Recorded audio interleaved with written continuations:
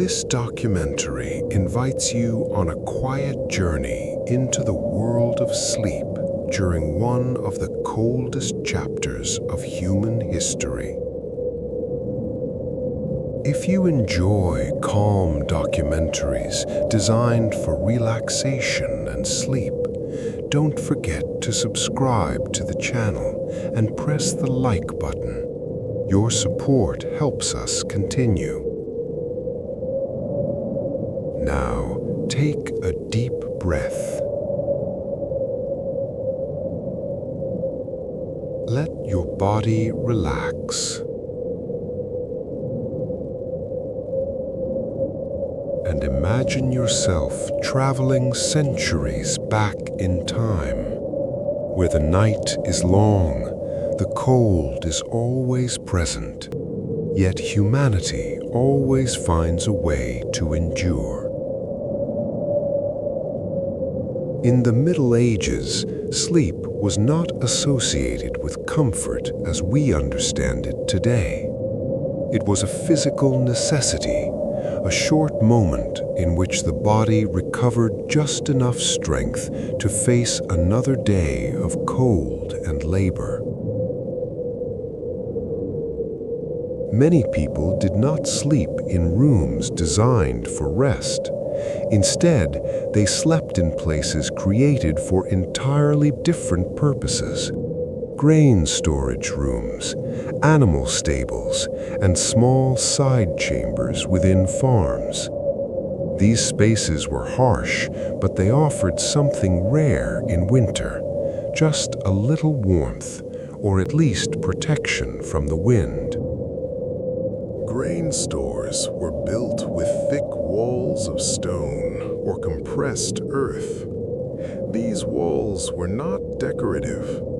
During the day, they absorbed the cold slowly, and at night, they prevented it from seeping inside too quickly. Sacks of grain were stacked tightly together, and straw was spread across the floor. Straw was not simply agricultural waste. It was insulation, a barrier between the human body and the frozen ground. People lay down on the straw, wearing every piece of clothing they owned. No one changed clothes for sleep. Clothing was the first and most important defense against the cold. In the stables, the scene was different and warmer. Animals, especially cows and horses, produced natural body heat. In an enclosed space, this warmth could mean the difference between life and freezing. For this reason, many people slept near animals, not because of the smell or the noise, but because proximity meant a few extra degrees of warmth. The slow breathing of cattle, the soft rustle of straw beneath their hooves, these sounds became part of the night. Over time, this low, constant noise turned into a familiar rhythm, a natural lullaby that helped people fall asleep. Sleep was never deep, never uninterrupted. It came in light, broken intervals, short periods of rest. People woke often during the night, shifting their bodies, moving closer to a wall, closer to an animal, or adding another layer of straw over their legs. Moisture was a silent enemy. If clothes or straw became wet, the small amount of warmth vanished, replaced by deeper cold. For this reason, staying dry was essential, even inside the stable. There were no pillows, no soft bedding. Sometimes a piece of cloth was wrapped around the head, not for comfort, but to prevent heat from escaping. Darkness was almost complete. Fires were not kept burning through the night. Firewood was precious, and the danger was too great. Sleep took place in true darkness, broken only by moonlight slipping through cracks in the roof. In this darkness, the body took over. Breathing slowed. Muscles gradually released. The mind stopped resisting. No one thought about mental comfort or sleep quality. The goal was very simple: to wake up alive. Children slept close to the adults, not only for protection, but because bodies pressed together hold warmth. Shared sleep was not a social custom, it was a practical solution. As the hours passed, everything slowly calmed. Animals settled, the wind weakened, and the cold became something that simply existed, no longer fought, only endured. In those moments between straw and stone and warm breath, people found their way into sleep, not because it was comfortable, but because it was necessary. In the harsh winter, warmth was not something you created, it was something you preserved. Every bit of heat the human body produced was precious. A single mistake could mean losing it. Straw was the most important element of sleep, not because it was soft, but because it trapped air between its dry stalks. That still air became a natural layer of insulation. The more straw beneath the body, the less contact there was with the frozen ground. People gathered straw carefully. They rearranged it before lying down, as if preparing a temporary bed, one that would disappear with the morning. Feet were the first to freeze. They were wrapped in extra cloth, buried deep into the straw, or pressed close to another person's body.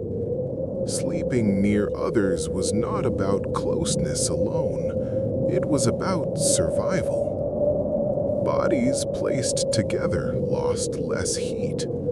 They created shared warmth.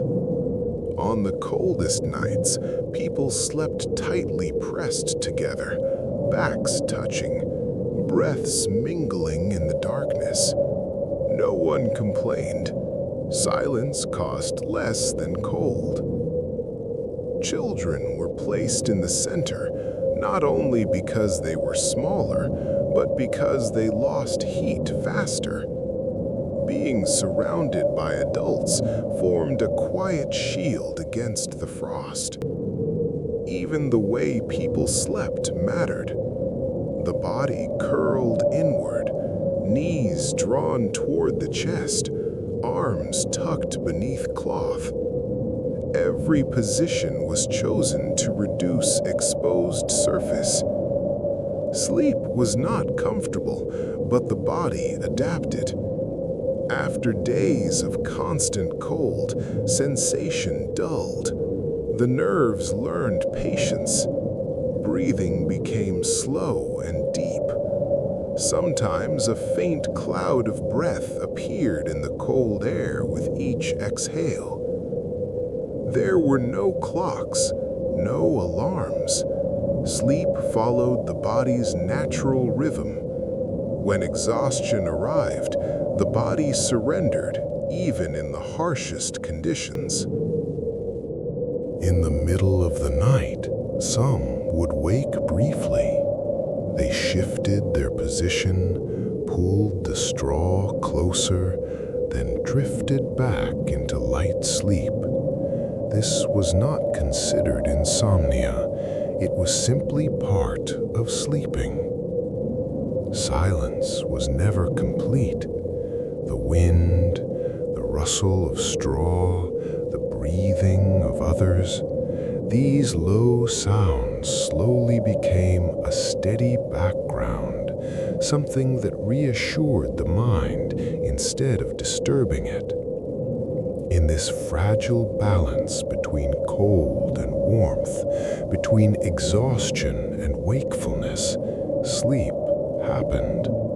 Not like our sleep today, but a simple, primitive rest, just enough to begin another day. When night fell in winter, darkness arrived early. Not a gentle darkness, but a deep one, swallowing details, silencing colors. Shortly after sunset, fires were extinguished, not because warmth was no longer needed, but because firewood was rare and fire itself was dangerous. That was the moment night truly began. Doors were closed with simple wooden boards. Cracks were stuffed with cloth or straw, not only to block the cold, but to silence the wind, whose sounds could awaken fear. Darkness was not empty, it was heavy.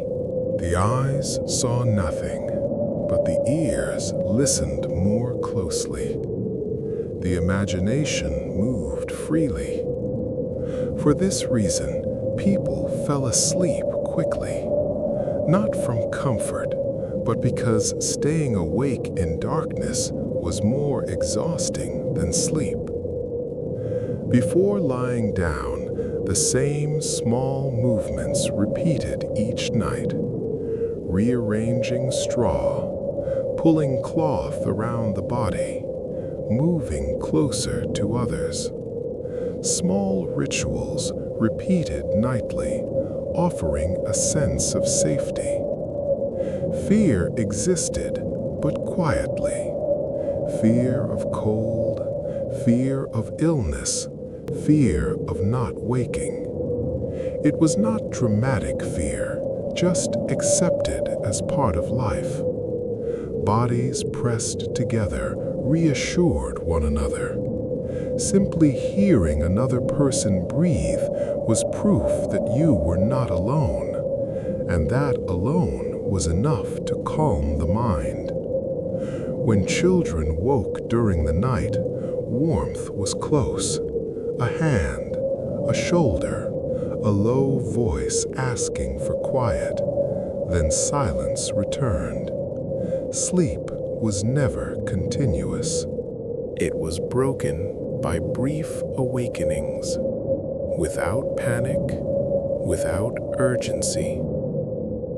No one fought wakefulness.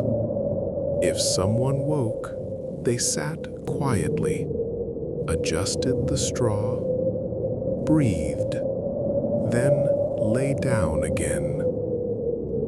Time was not an enemy. No one watched a clock. No one worried about hours lost.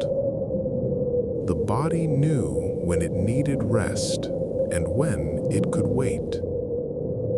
Outside, the wind continued its journey, striking walls, passing over roofs, carrying snow or rain.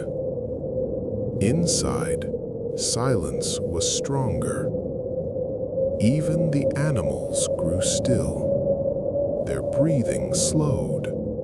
Their presence became part of the night. In this world, sleep was not an escape from reality. It was an extension of it. The body did not flee. It withdrew gently. As the hours passed, thoughts faded. The mind grew tired and released control to the body. Muscles relaxed despite the cold. Breathing became steady. And so, between darkness and quiet fear, between shared breath and stillness, The night passed slowly, but it passed. In the Middle Ages, sleep was not an individual experience. Privacy, as we understand it today, did not exist, and it was not expected. One room often held many bodies, many ages, many breaths, not only because space was limited, but because warmth had to be shared. Sleeping together was a practical solution before it was a habit. Each body added a small amount of heat, and together, that shared warmth made a real difference through the long night. People slept side by side, sometimes in loose rows, sometimes in small human clusters that formed naturally as the cold intensified. There was no perfect arrangement. Each person found their place according to exhaustion, proximity to a wall, or closeness to any source of warmth. The elderly were often placed nearer the center, where air movement was weaker. Those with stronger bodies slept closer to the edges, where the cold was sharper. The body learned quickly. After only a few nights, a person knew where to place an arm, how to bend a leg, how to breathe without waking others. Adaptation was slow but effective. The body reduced its energy use. It adjusted its temperature. It stopped resisting. Pain, stiffness, cold fingers and toes, these sensations became familiar, not comfortable, but no longer surprising. The mind changed as well. Expectations lowered. Satisfaction became simpler. Partial warmth was a blessing. Silence became rest. In this context, sleep was not deep, but it was enough. Enough to wake, enough to work, enough to continue. Waking during the night was not a failure. It was part of the natural rhythm.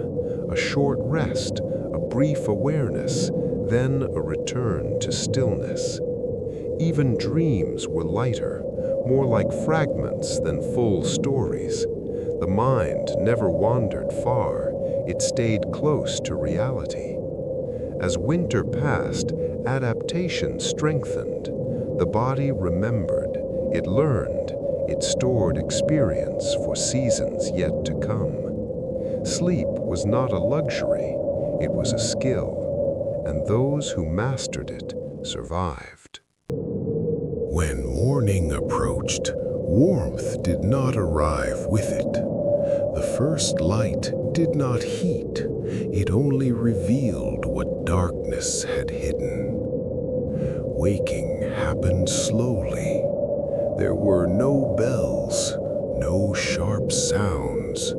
The body decided when movement could begin. Limbs felt heavy, almost frozen. Fingers did not bend easily. Feet needed time before they could feel the ground again. Morning cold was harsher than night cold. The warmth gathered during sleep disappeared quickly once movement began. People rose one by one. Few words were spoken. Complaints wasted energy, and energy was precious. Straw was pushed aside. Clothes were pulled tight. Breath appeared clearly in the cold air. The place that had sheltered sleep returned to its original purpose. The stable filled with movement. The storage room prepared for another day.